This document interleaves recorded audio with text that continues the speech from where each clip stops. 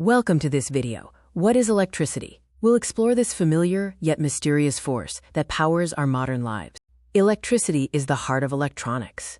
Understanding electronics starts with mastering how electricity flows to do useful and interesting things. Think of electricity like water flowing in a pipe, moving from high pressure to where it's needed. It's a closed system, traveling through cables until it reaches our outlets.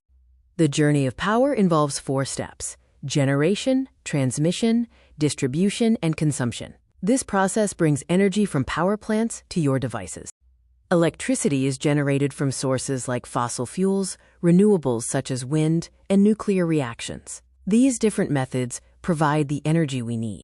Lightning is a powerful natural display of electricity. Historical experiments, like Ben Franklin's kite and key, confirmed that lightning is a form of electricity.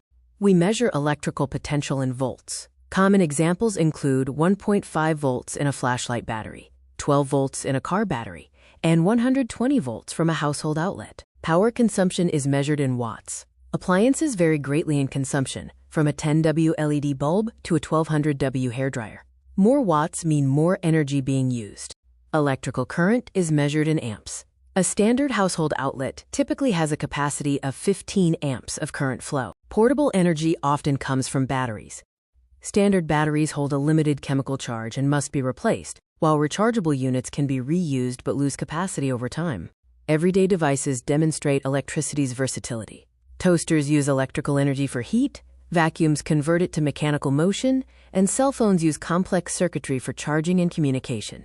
Static electricity is an electrical charge that builds up and stays in one place. It can be transferred by friction, like rubbing a balloon against your arm.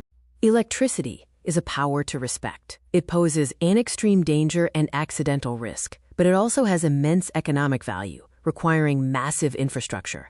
We hope this video provided a good introduction to electricity. Are you ready to explore the differences between volts, watts, and amps in the next chapter?